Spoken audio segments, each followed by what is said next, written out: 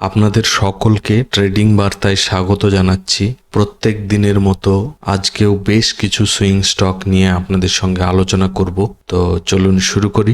সবার প্রথমেই আমরা টাটা স্টিল নিয়ে চলুন আলোচনা করি। টাটা স্টিল কি করছিল, এতদিন ধরে কন্টিনিউ একটা লোয়ার লো হায়ার লো বানিয়ে নিচে যাচ্ছিল। তারপর এখানে বেশ কিছু দিনের একটা কনসলিডেশন দেখতেই পাচ্ছেন, বাট ফাইনালি আজকে ব্রেকআউট করেছে। তো যেহেতু এই সাইডওয়েজ জোনটা থেকে ফাইনালি ব্রেকআউট করেছে উইথ হাই ভলিউম, তো বোঝাই যাচ্ছে যে বায়ার্সকে এবার টাটা স্টিল দারুণভাবে অ্যাট্রাক্ট করেছে। তো এখন এর কারেন্ট প্রাইস চলছে 160 সামথিং।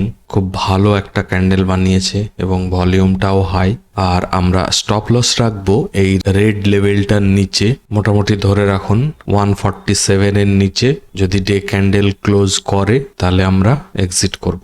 আর টার্গেটের কথায় আসি এবার। টার্গেটের কথা বলতে গেলে প্রথমত ফার্স্ট টার্গেট হচ্ছে 170 এই লেভেলটা, কারণ হচ্ছে এখানে এদিকেও দেখছেন প্লাস এখানেও একটা রেসিস্টেন্স জোন আছে, প্লাস আরো একটা কারণ এই যে ফলটা হয়েছে, আমি যদি ফিব রিট্রেসমেন্ট টুল দিয়ে টপ থেকে বটম পর্যন্ত মার্ক করি, এখানেই সুইংটা তৈরি হচ্ছে মোটামুটি ভাবে। তো এই 170 বা 168 এর কাছাকাছি গেলে ম্যাক্সিমাম কোয়ান্টিটি বুক করতে পারেন। আর যাদের কোয়ান্টিটি কম অলরেডি, তারা পুরোটাই বুক করবেন। তারপরে এখান থেকে যখন আবার রিট্রেসমেন্ট নিয়ে এই লেভেলটাকে আবার ব্রেকআউট করবে, তখন আবার রি এন্ট্রি করবেন। তো ওয়াচ লিস্টে অ্যাড করে রেখে দিন স্টকটা, খুবই ভালো স্টক। আগে তো এই স্টকটার অনেক দাম ছিল, বাট স্প্লিট করে কমানো হয়েছে।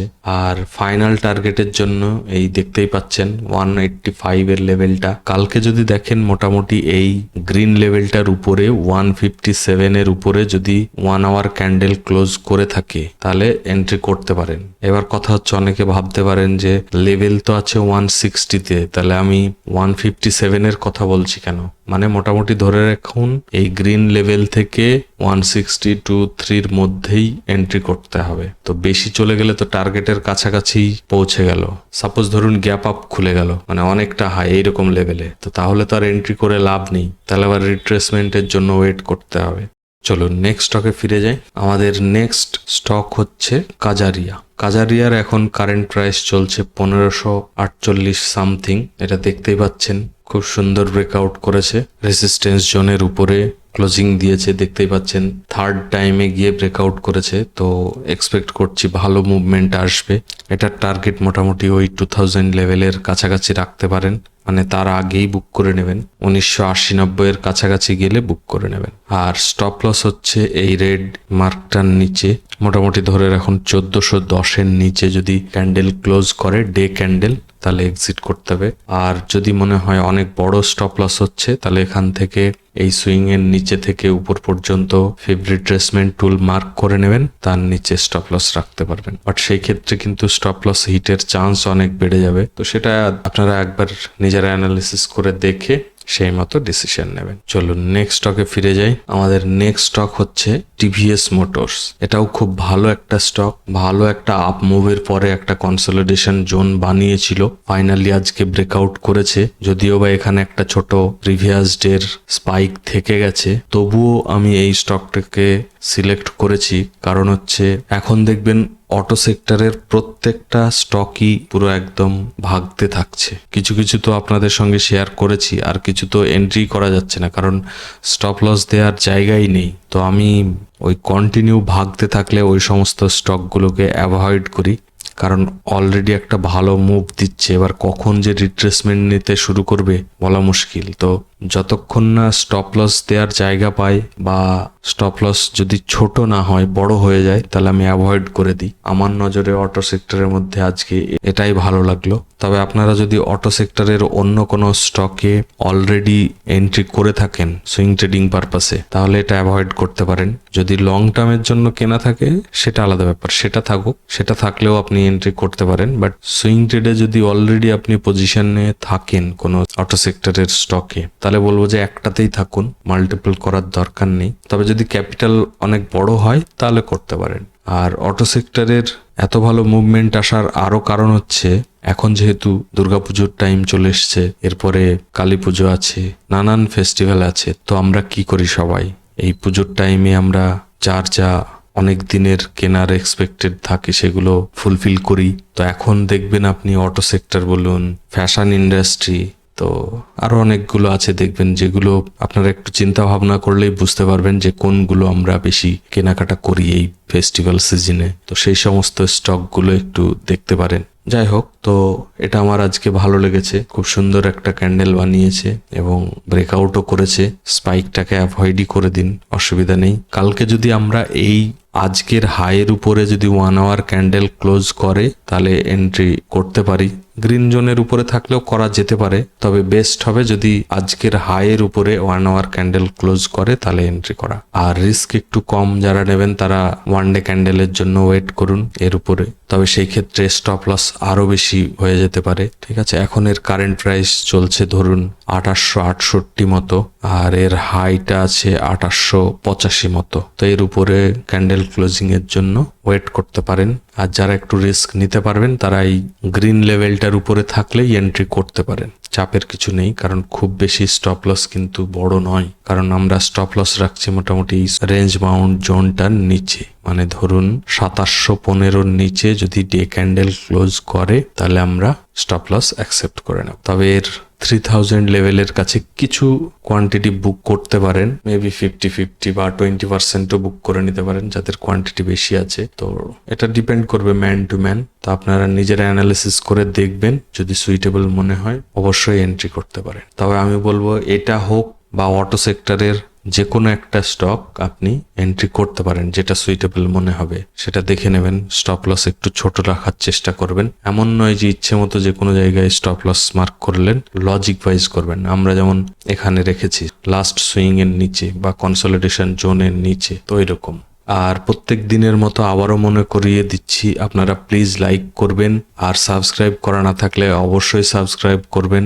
যারা ভুলে গেছেন এক্ষুনি করে দিন, না হলে আবার ভুলে যেতে পারেন। আর আপনারা খুবই ভুলো মন, সেই জন্য আমি বারবার মনে করিয়ে দিই। তবে আপনাদেরকে অনেক অনেক ধন্যবাদ, আপনারা অনেকেই লাইক সাবস্ক্রাইব করছেন, তার জন্য আমি খুবই খুশি। তো প্লিজ ভুলে যাবেন না, মনে করে দেবেন। চলুন নেক্সট স্টক দেখে নিই। আমার ওয়াচ লিস্টের নেক্সট স্টক হচ্ছে অ্যাস্ট্রাজেন। এটাও খুব সুন্দর ব্রেকআউট করেছে, অনেক দিনের একটা কনসলিডেশন জোন থেকে ফাইনালি ব্রেকআউট করেছে উইথ হিউজ ভলিউম।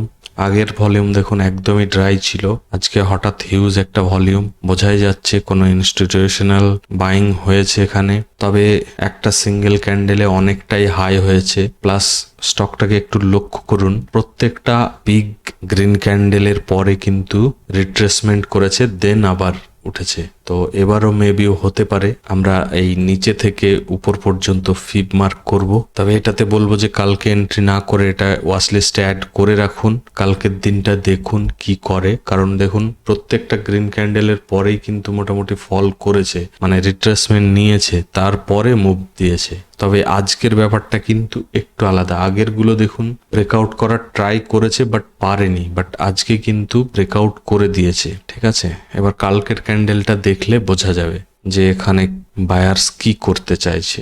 তো এখন এর কারেন্ট প্রাইস চলছে 7878 মতো। তো আমরা এই 7600 উপরেই এন্ট্রি করব, আর এর স্টপ লস রাখবো এই লাস্ট সুইং এর নিচে 6540 এর নিচে। যদি ডে ক্যান্ডেল ক্লোজ করে তাহলে আমরা স্টপ লস অ্যাকসেপ্ট করে নেব। তবে যারা এখানে আর্লি এন্ট্রি করবেন তারা স্টপ লস এই ফিবের নিচেও করতে পারেন।